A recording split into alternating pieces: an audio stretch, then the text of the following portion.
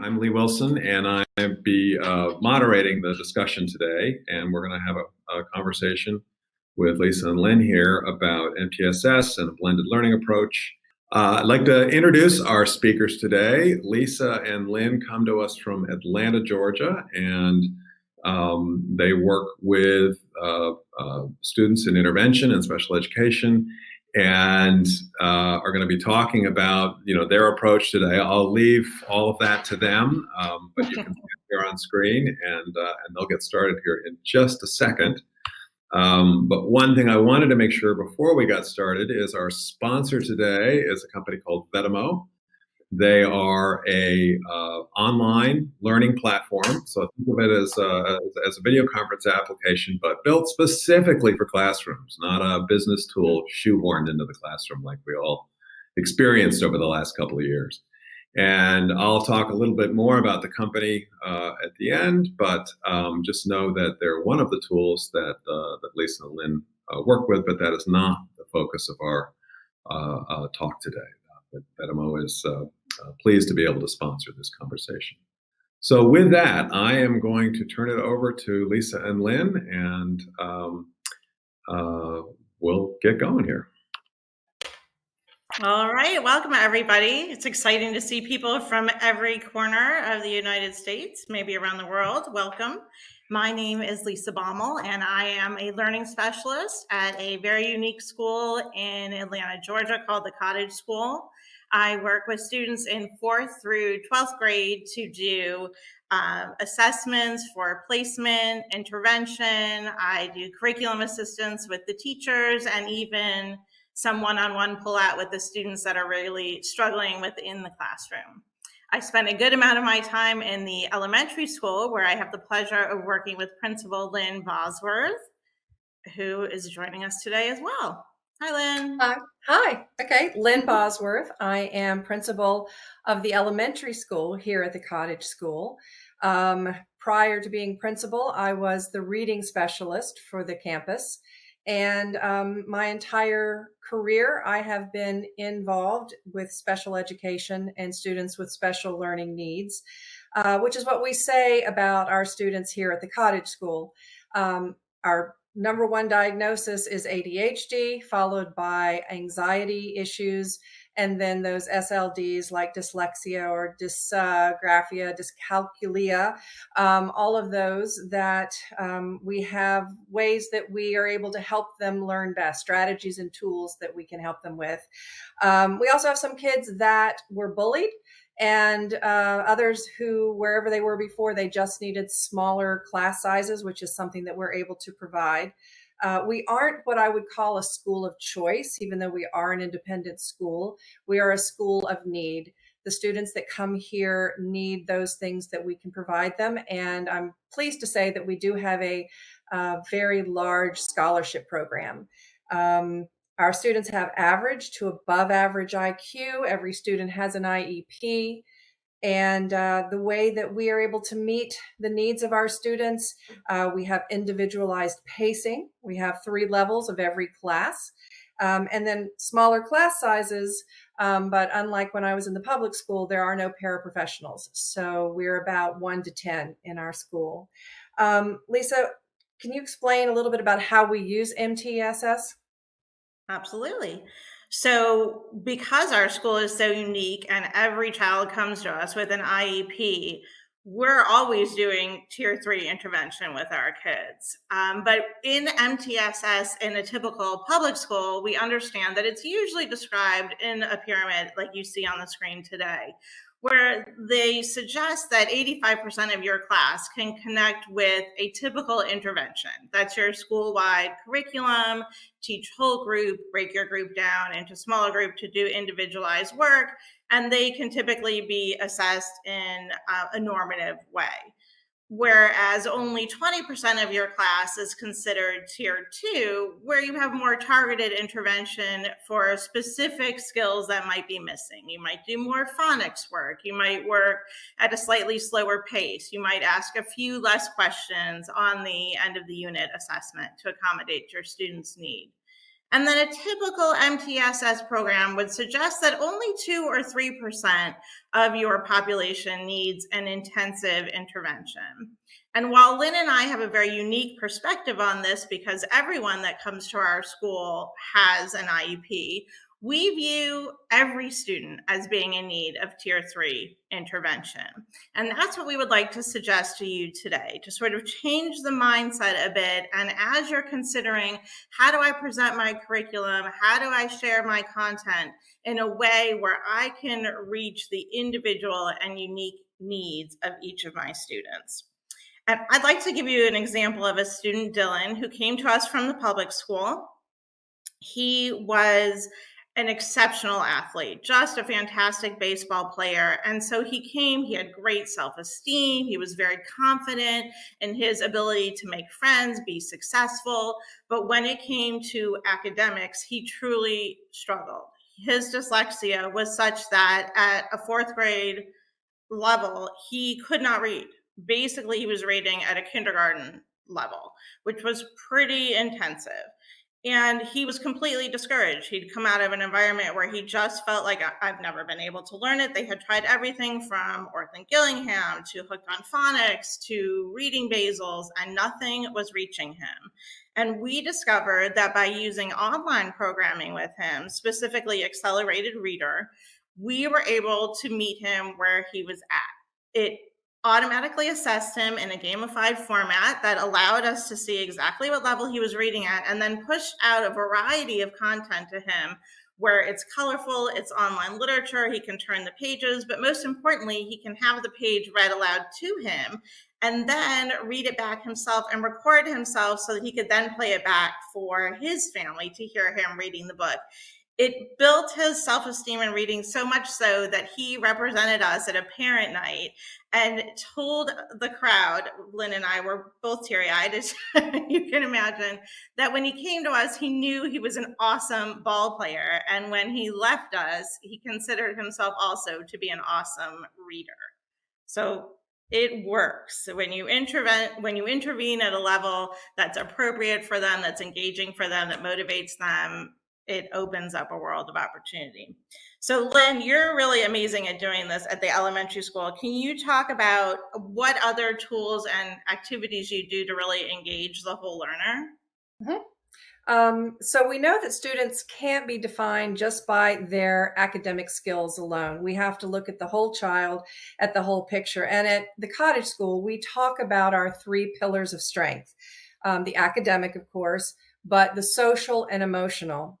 And I always say that, you got it? I always say that the social and emotional pillars are just as important as the academic. At our school and with any school where kids are struggling, they come to you as a teacher and begin to, they don't have the confidence. Well, if you don't work on that social and emotional end of things, the academics are never going to follow. And while academics are really vital to a person's success as they go through school, we have to pay attention to the other 2 parts. The way I explain it to my students when it comes to social emotional, and again, I'm teaching 3rd, 4th, and 5th graders, is I say the social is how you treat others, and the emotional is how you treat yourself.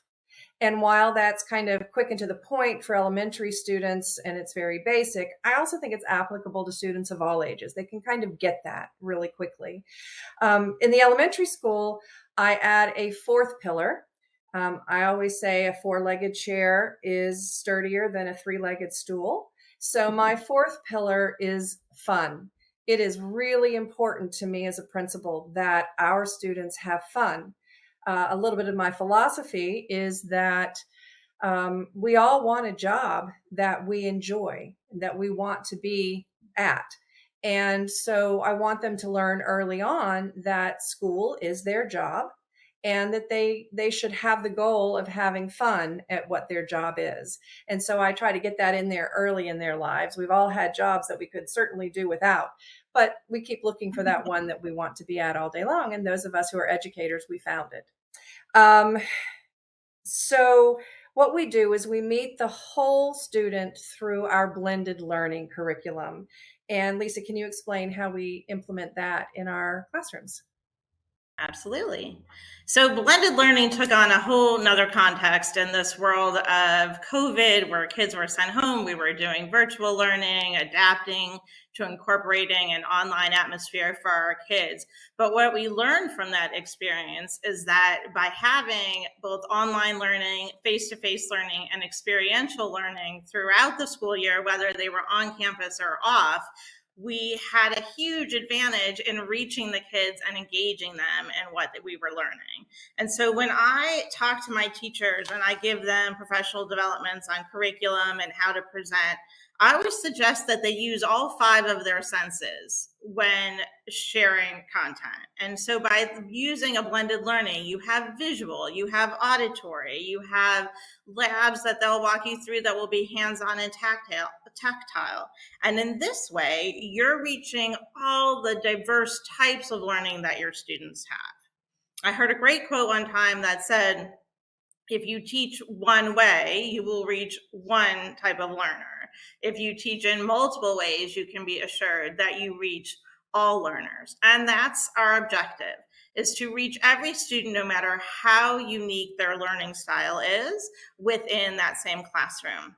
And we've achieved that by using online technology. And we're going to share a lot of those resources with you in a moment, but I'd like to share a story about a friend, Caleb, who came to us in 5th grade. And he was not unique in that his parents came and said, he's way behind in all of his subjects. We've had him tested. Nobody can seem to find anything, but he's a behavior problem.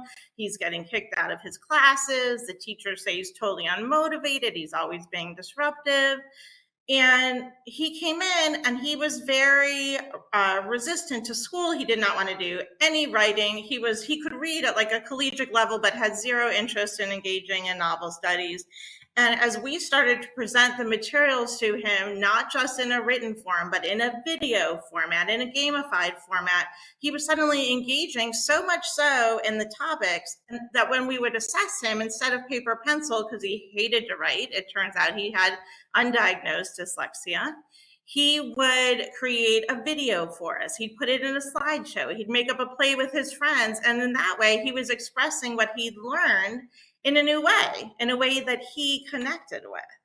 So by asking for the information in a different way, by presenting the information in a different way, not only was he not behind, but he turned out to have above average intelligence and is one of our highest functioning kids. He goes up to the middle school now to take some of his math classes. So it was just this perfect example of what could happen if you meet the kid where they're at academically, emotionally, socially, allow the materials to be presented in different ways, allow their assessments to be given in different ways. You can really reach each and every one of your learners. So in the elementary school, you've done an amazing job with the blended learning. Can you share some of the strategies and some of the resources that you use down there? Yep. As a principal, one thing that I hear all the time is, I don't have any time to do really. I appreciate that all of you are sitting here with us, because it says a lot about your interest in learning how to do things in a different way, because our time is so precious. But we here at the cottage school, every principal still teaches at least one class. And that's done by design, because we want to never lose touch with how difficult teaching is. And so the question is, how in the world do I do something new that is seems quite overwhelming to me when my schedule is already completely filled? And what we do is we use online curriculums. They're really sort of a lifesaver, something that is fairly new still to those of us in education, but there's so much out there. And this slide just gives you an example of some of the ones that we use here at the cottage school, in the elementary school. Guided Readers is one, and It says that it increases student engagement and efficacy, and is quickly adaptable to a variety of classroom settings, both in person and online. The reason that it saves a teacher time is because the lesson plans are right there for you. You don't have to write anything. You just follow along. You certainly need to preview it and know what it is you're getting ready to teach, because it does not take the place of the teacher, but it does provide you with a lesson plan with everything that you need in it to fit into a 15 to 20 minute guided reading instructional lessons. And then even beyond that, and more importantly, is it gives results to the students in their reading, their decoding, their fluency, their comprehension, and most importantly, their confidence. When I was a reading specialist, my secret weapon was I let the students know that they could read. They had been told for so many years that they struggled with this or that was, they were having a problem with that. And when they would get to me and I would say, guess what? You read all the time and you can read. It was amazing how quickly they were able to read. But guided readers is something that we use all the time here. We use Fontes and Pinnell as our reading program, and guided readers supports that. All of our curriculum is blended with online lesson plans, assessments, videos, and then the ability to print any PDF documents, hands-on labs, worksheets, anything like that. And the curriculum is already leveled for you. You just simply have to dial in what it is, what reading level you're looking for. It can be adjusted for Lexile, higher level questioning, and then supportive extension readings and activities. Every student here at the Cottage School has the opportunity to use speech to text. And we know that, even here, every student doesn't have their own device, but keeping in mind that you can set up stations as a way to support this if everyone doesn't have their own computer. Or even Vidamo, you can take the website and project it through Vidamo and invite the kids into that one site, and it becomes an interactive lesson where you can work together on a document. You can put each one, let's say you're using Scholastic and you're in Vidamo, you can have breakout rooms, and each breakout room might have a different activity that goes along with the Scholastic article. So you'll notice too, like Learning Ally has probably been around 20 plus years. Scholastic, most of us, I don't want to age myself, but I have been reading the Scholastic magazine since we were in school. So even if you're in the classroom using a basal learner, or you're saying to myself, my district is never going to pay for me to get IXL or Mystery Science, a lot of them right now are being pushed out for free. That was a major bonus that came with COVID and everybody going virtual.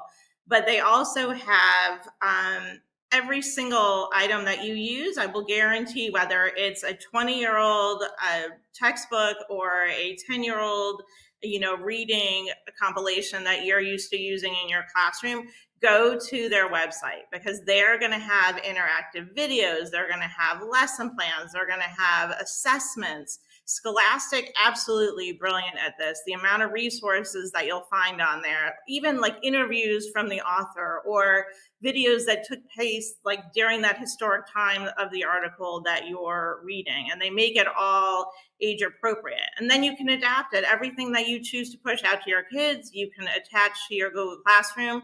You can change the Lexile of the worksheets. You can change the number of questions. So everything is adaptable and individualized. So they're really doing a lot of the hard work for you. Yeah. And two things too. One is, as a lover of reading and as a former reading specialist, I hope there will always be paper books around. Our environment is filled with them.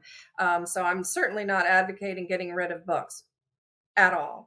But I teach a writing class, and those kids in there are very high functioning, but they also have difficulty with social cues. And that's something that we work on a lot. All kids, especially, as they're growing into middle school and beyond, they're still learning how to navigate their world.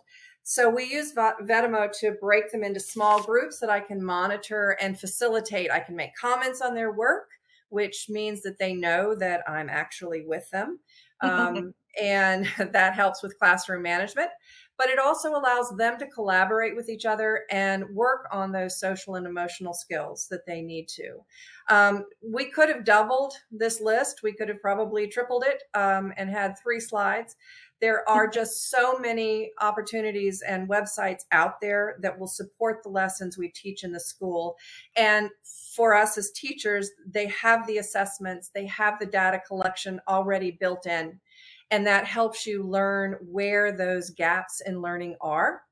And everything that MTSS requires to be successful is built into these programs, these online tools already. And because we know that data and assessments, without them, we don't know whether our teaching is hitting the mark or not. In social studies class, for example, last semester, I used web quests as a review, a study guide, a practice test, and a final assessment. And it saved me loads of time, and the kids had a great time learning. The independence that a web quest, for example, gives them is very supportive of their growth and confidence. They like being able to be independent in what they're doing. So when I was in the classroom doing a pre-assessment, while it was a great idea, I always had a hard time finding time for that. But with these programs and websites, it's already built in. So you can find out where those gaps in learning are in your classes pretty easily. And that's going to help you with your planning. When I discovered the wide world of online curriculums, I just used it like crazy because it took the guesswork out of what I was doing. Also, with Vetimo, kids can all be on the same website, working on the same unit, but they're going to be in a different curriculum. They'll be doing different levels of that curriculum and pace as well. Can I interrupt for just a sec? There was a Sure. question. There was a question about access to the resources, and everyone who's attending will get access to these resources after the event. So if you're worried about writing all the names down or something rather, don't worry about it. That will be coming your way. There was also another question about are these free or must the district sign up? And it really varies by the product, so you really kind of need to figure out what each different vendor is doing. Many of them have a free trial that you can check it out. So that's at least a place to get started. I just wanted to throw those 2 questions in there because it was relevant to what you were talking about. Thanks. Yeah, thank you. That's a really good point, Lee. And also, because a lot of these resources you may already be using, like if you're already getting Scholastic Magazine, that opens you up to all of the Scholastic Magazine online information. And that's lesson plans, assessments, videos.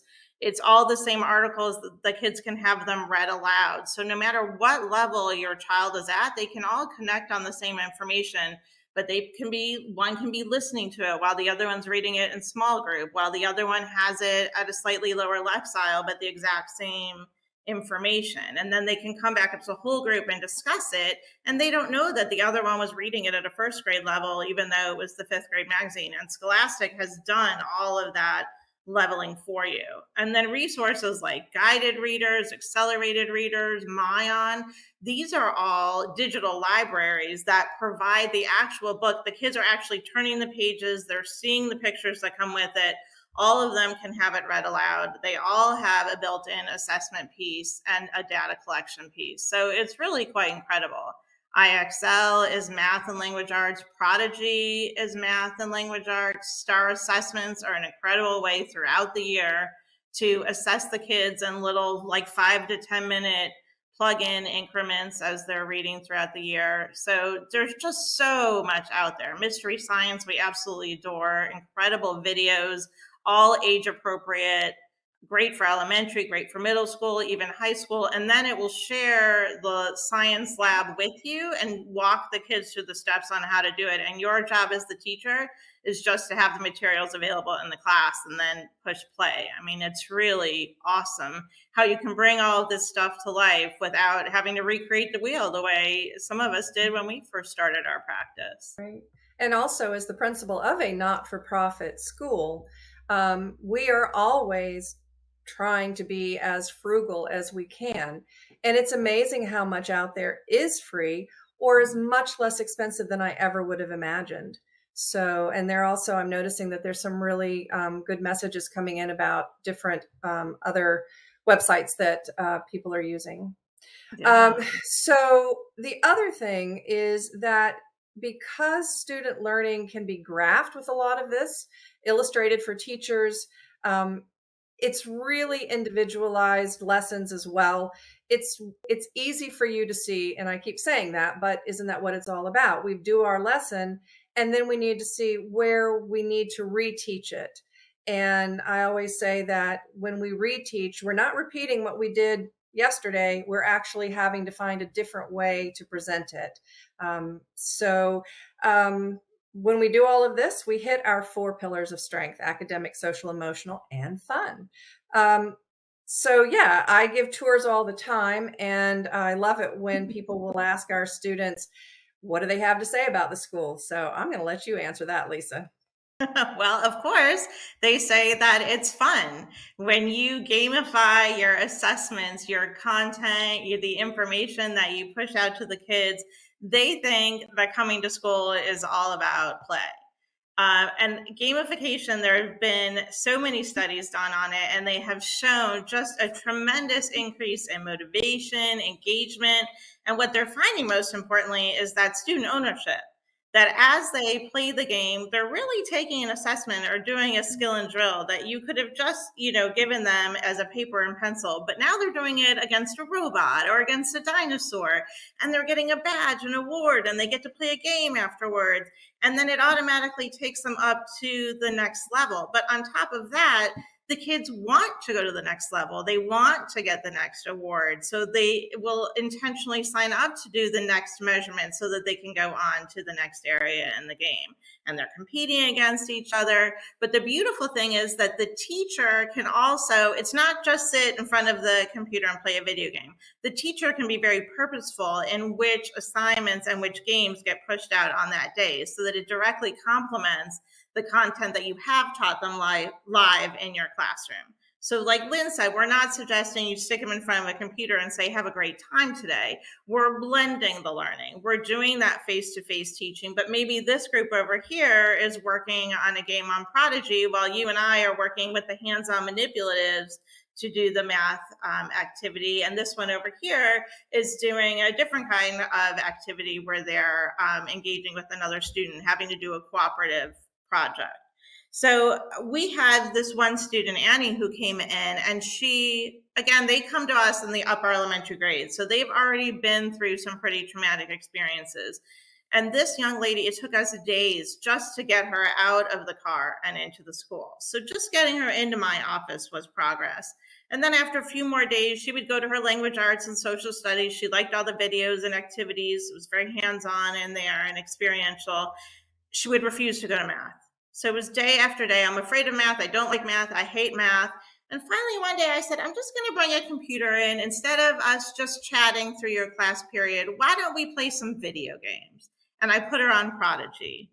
She went crazy. Now, what I'm doing is assessing her, right? She's on Prodigy for 15 minutes. I now have a measure of where the gaps are in her learning, what I need to push out, what I need to advise the teacher to work on with her.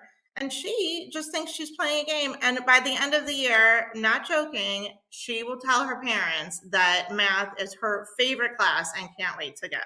Because I explained that these games are incorporated all the time, daily, into our lesson plans.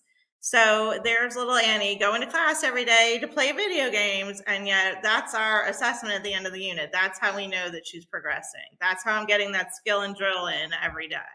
So making it fun, making it easy, putting it at a level that the kids understand and are excited about is what has made the magic work for us.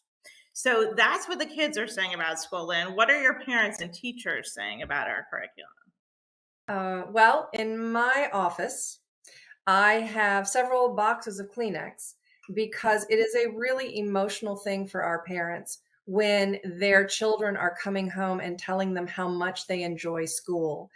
These are, again, the kids that it was an argument every morning to get him out of bed, to get him to school. And it is life-changing, not just for the child, but for the family as a whole. There's the arguments can stop. And yeah, I get lots of tears because the parents really never thought that they would see their child so quickly come to like learning and like school. And the thing they talk about is that they can actually see the visible progress that their students are making. And it's interesting because they align their child's progress with the teacher so much more vocally, I suppose, than they used to before we were doing this kind of thing.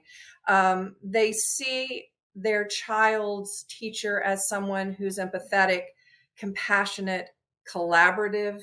They really appreciate what they see happening. So it's interesting for me, being sort of old school, to have all of this great online computerized teaching tools, that it's actually, I'm seeing it actually bringing the parents and the teachers closer together. They talk about how the parents talk about how they have dinner conversations with their kids about what they learned in school, as opposed to, so what'd you learn in school today? Nothing, which is a lot of times what I got from my kids. So it actually increases the amount of communication that parents and teachers have, because those results that you have, you can simply email it to them and they've got some immediate feedback. And we all know that parents, there's no such thing as too much communication when it comes to their child's education. The teachers really love how we are using our digital tools. The online communication platforms, we use them for our staff meetings. Vetimo is one. We hold 2 staff meetings a week. The purpose of those staff meetings is simply to touch base on our students. If one teacher's having a problem, another teacher will have some thoughts and suggestions on how that problem can be addressed. And with Vetimo, we're able to record our meetings. So if a teacher can't make it because they've got a coach or they have something, they got to take their child to the doctor or whatever, they can simply go back at their leisure and listen or watch the staff meeting. And it also allows all members to be actively involved, all of the team members to be actively involved in the meeting, because we don't need anyone to take notes. And so that allows us to all be involved. And when I travel through the elementary school, middle school, and high school, and one of the things that I do often is go in and observe a student for a full day so that I can speak to their experience socially, emotionally, and academically in each of their classes. And as they're meeting as a team to collaborate and work together, when I use something like Vetimo to make my presentation to the teachers, I can actually show them actual student work. I don't have to make 50 photocopies passed around the room. I pull it up on my interactive virtual classroom and they're able to take a look at it together. And then, like Lynn said, for the people who can't attend the meetings, and we always have someone who's tutoring or giving a test after school or coaching a team, they watch the recording and they have full access to all of the information that we've presented. So, even though we meet twice a week and it's pretty intensive for our teachers, they don't have to be in the room. They can log in and listen to it with us, or they can watch it. What do they say? Like at another time. There's a word for that. Asynchronous. Thank you. Asynchronous. And we're at the end of our school year. And so we had a meeting today. It wasn't about the students because they're already starting their summer. But one of the perks that was suggested, because I always go over what could we do differently next year that would make life a little easier for you, is that we would have digital staff meetings, that they could have a teacher work day where they would work from home. And so we're able to use the online communication platform to do that. And I think that as an administrator, it's really something that I can easily do, something that makes a teacher's life easier. Awesome. So in conclusion, We hope that we have given you some amazing resources to engage in blended learning as you're tackling the learning gaps and learning differences in your classroom. Because we truly do believe that every student is a tier 3 when it comes to levels of intervention. It's not enough to just look at where they are with academics. We know that there are so many other factors, particularly in this day and age where some kids were learning from home and some kids weren't learning at all, and some people haven't been in a classroom for 2 years. The social and emotional barriers are the likes of which most of us have not seen since working with kindergarten. Yeah, as a matter of fact, we're going to be moving down a grade to 3rd grade, because this 3rd grade, we're getting those students in who missed learning how to read when COVID hit. Or how to sit in a circle, or how to stand in line, follow directions. So we're finding you to really break it down, and everything becomes a song, everything becomes a game, everything has to get that student buy-in. And it makes it more fun for teachers too. Yes, that's true.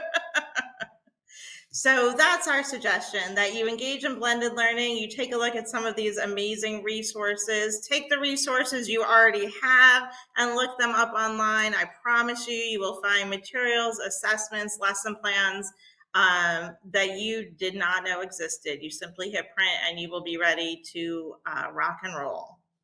So thank you so much for your time. Now, Lee, if there's more questions in the question box or people want to put them in the chat room, you can help us out. We would love to speak specifically to what your concerns are and how we can help. That's super informative. Thank you guys so much for that. And we do have a couple of questions, and encourage you guys to throw more questions in the little question mark icon.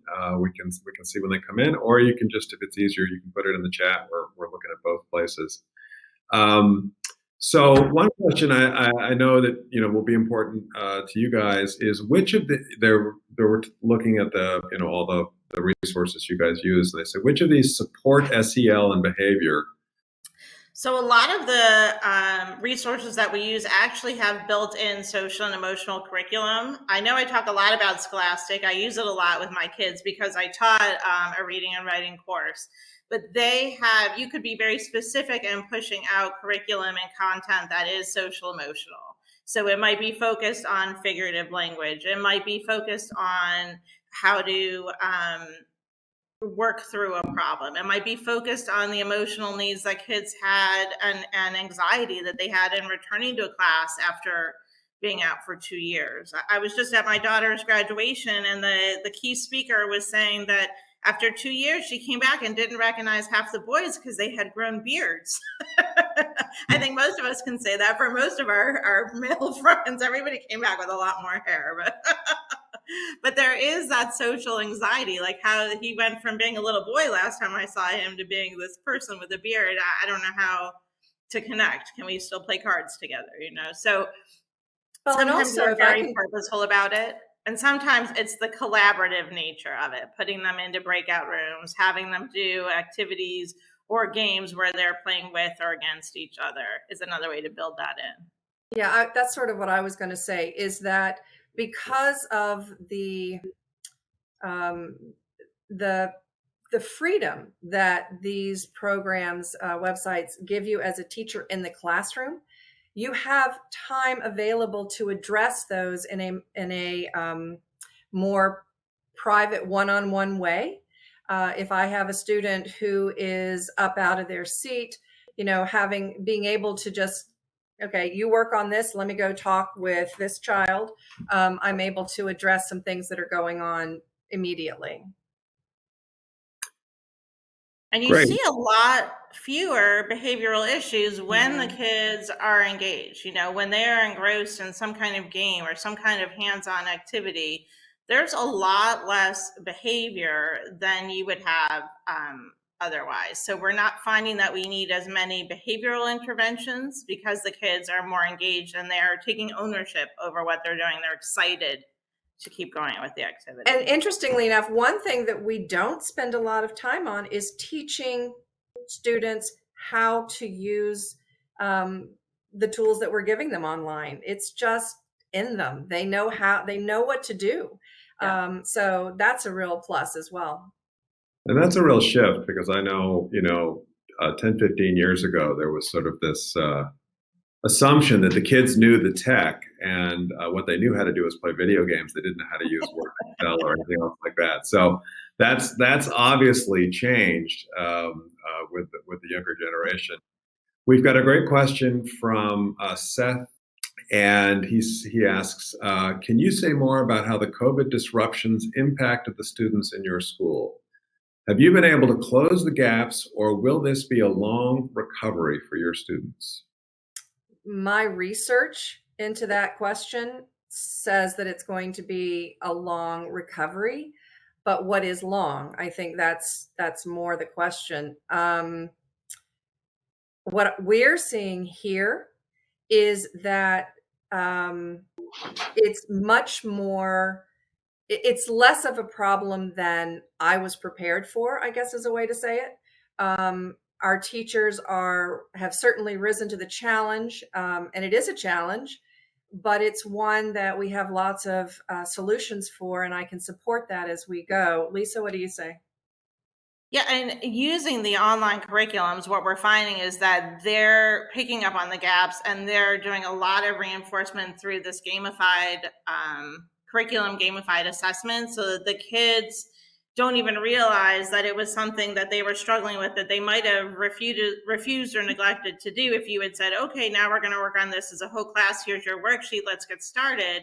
They found that with gamification, there's over 300 times more engagement on the students' part, more productive work time on the students' part. So we're finding that we're able to fill those gaps quicker than we used to because the kids are more engaged in what they're learning. One, But there is that social emotional piece, though. The younger ones who don't have that sense of sitting still, following directions, or that academic endurance, that's the piece that we found. We really had to put a lot of work in up front to say, no, class isn't over in 5 minutes. We're going to work for 10 minutes today and work up that endurance. Yeah, one thing I was going to add about the gamification stuff, that's an area I know a fair amount about, is when you do that, one thing you want to avoid in the classroom setting is head-to-head competition. Team competition is okay, but head-to-head competition tends to reinforce the existing hierarchy in your classroom and discourage students who may be struggling. So the research is pretty clear on that when you're thinking about gamifying, think about the nature of the competition that goes with that, and its impact on learning outcomes. Absolutely, and especially for our students, many of them who do have that social and emotional struggle that they need to work on. Yeah, we don't have any real competition because it goes fast. It just doesn't work. So we see that in practice all the time. The kids love to have competitions amongst themselves, but we make sure that whatever we're using in the classroom, they're going to be besting their previous score. They're not in competition with any other student. Right, and team games actually work really well too, because you can sort of mix the skill sets up and do it that way. It looks like we've got a couple more questions that have come in here. Let me a quick There's look. a really fun site called Quizlet where you can modify it and put all of the content and information in yourself, or you can use the ready-made activities. But one of the activities they have shuffles your classroom. So everybody logs in as they would on a regular site like a Kahoot or Quizlet or even Vetimo, where they have a code. And then the computer will scramble them, and you have to get up out of your seat, move to another part of the room to find your team, your animal, and then you play the game and it's projected on the board, and you literally watch, like at a carnival, the little fake horse races as your animal moves across the board. So it's pretty clever. And one program that we use that does very well, even though there is that bit of competition, is Kahoot. They love they love that. There's something about that game they're okay with, I think, because it's fairly anonymous, what is on the board regarding the answers to the questions. But yeah, competition is tough, especially in elementary school. Cool. Just an interesting comment we had. I've added physical activity to my math class. I'm a firm believer in gaming through movement. I have many ADHD kids in my class and have set them up so that they may stand and move while engaged in class. I think that's an interesting Hooray! You're hired. We need you. Here's a question, and there was a comment too that was sort of related to this, which is, with a gamified curriculum, how do you communicate to parents and tutors about a student's deficit? Oh, I'm so glad you asked that, because you're right. We failed to mention that, but that is such a key piece. That's a piece that we love, especially as the learning specialist with a lot of these websites, is that they come with those built-in assessments, and then you can click on it and it will graph it, chart it for you. You can chart it as an individual student and show their progress. That's my progress over time. Or you can look at your whole class and see where the deficits are within that particular class. And you can put it in PDF form, shoot it off to your parents. So you've got everything is charted, graphed, beautiful, research-based, and done for you through each of the different online assessments and curriculums that you use. So all the data is right there already collected. One thing that my math teacher did was she created it. Well, I shouldn't say created. She just printed it off from what the program gave her. Each student's areas that they needed to work on over the summer. And then she was able to give them several websites so that the parents could use those websites to address those learning gaps. And the parents were very appreciative. I mean, admittedly, it took some time, but not nearly as much time as it would have if she'd been going through paper to try and figure out where the gaps were. And most of them, like Prodigy, Star Assessment, Myon, Accelerated Reader, education.com, they'll push you out a monthly report, and you can open it up and again look at it as your individual students or look at it as a class, and they'll chart and graph all that information for you. So it's right there at your fingertips. Okay, one final question here. I agree that gamification can be helpful for younger kids, but have you found that with your older students, they have trouble transitioning to the, quote, boring world? We try to avoid the boring world at our school. We give very little paper and pencil assessment. Our kids all have such unique learning differences that we find there are some kids who like that rote memory and we'll give it back in that way.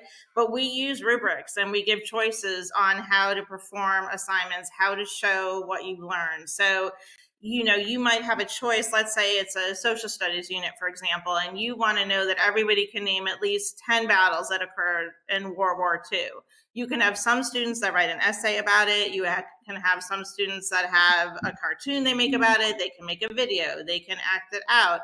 They can do a collage type poster. They can make a PowerPoint. So by giving them a wide variety of ways to express what they've learned, they don't have boring time. Like you say, this was your choice. Like it's as boring or as fun as you want to make it. And the more you can give the kids choice and voice and how they learn, what they learn, the less boring time you will have. One thing that we've used in the past is a bingo board that has options as to how to complete a project or whatever. And so that over a semester's time, the student can choose what form they're going to, use in that bingo board. And again, they have the choice, but you have guided them to any way they make bingo, they're going to have to use, there will be some paper and pencil involved or, typing on a computer or whatever. It's not all games. That wouldn't be realistic as to what we're preparing them for in the real world. But it can all be fun. Yeah. That's my fun. The heart of the whole blended approach is to bring it all together, not to separate it into separate worlds. Well, let me take a couple minutes here and talk about our sponsor today. Vetimo is a virtual teaching and learning platform. So, instead of the kind of business tools that got jammed into the classroom to do virtual teaching, Vetimo was built specifically with teachers and students in mind. So it improves student engagement, gives the teacher a whole range of class management tools, allows the teacher preparation work to happen in the tool, and it's a super safe space where you don't have some of the issues that some of those other outside tools have. It's used by over 20,000 organizations around the world. It's relatively new in the US, but just know that it's been around now for, I believe, 8 years. They're partnered with all of the major LMSs, so no matter what your school is using, you're likely to be able to use it. And just a couple of examples of some of the features on student engagement. The students can all interact together around the content as it's on the screen, so you can see in the image here. There's markup tools and whatnot right in the lesson materials. The audio and video is synced, so you don't have any of that kind of syncing issues when it's playing back and you're trying to sort of have everybody see the same thing at the same time. And you've got lots of options for breakout rooms, and I'll talk a little bit more about that with classroom management tools. So teachers really have very fine level control over what students can see and do in the platform. You can set it and forget it for the whole class. Or if you've got a particularly challenging student that needs maybe a bit of a fence around them, you can set that up, and you've got the ability to kind of manage it down at that level and make sure that your classroom is a safe and healthy learning environment for everyone. There's a distraction notification. So if somebody clicks out into another tab in their browser or to something else on the computer, they can see it, you can see it, everybody knows it's going on. Now there's lots of good reasons for people to do that. They may be going to research something, they may be taking notes in another app, but it's nice for the teacher to be able to see and know when that's happening so they can manage it. And it's very, very inobtrusive. Those are just some examples. There's tons more. But just to give you a sense of how this is built specifically for classrooms. And obviously these are the results that we see. We see, better engagement, a lot more personalization of the learning. And as we're working on learning recovery and trying to reach all those students, being able to save teachers time in terms of working one-on-one with kids by doing it when it works for everyone as opposed to having to physically get them together makes a lot of sense. If you're interested, the company is offering free pilots to districts for next year. And that's something that you can sign up for, one or as many schools as you want to try it in. If you're a teacher and you're interested, you can go check it out today and get a 30-day free trial. And there's absolutely no commitments or anything associated with that. So you could visit the website right now and check it out. And we encourage you to do that. And so thank you for attending. Thank you to our speakers who gave a great talk today. And with that, we will close out. Any final words, Lisa and Lynn? Oh, thank you so much for sponsoring us today. This was so much fun. Thank you for your awesome work. I appreciate all the positive comments and the messages. That's very supportive. I appreciate that. Well, great. Well, thank you, everybody. And we hope you have a great evening if you're in Europe, or a great afternoon if you're on the East Coast, or enjoy a nice lunch if you're where I am on the West Coast. So take care, everybody. Thanks, everyone.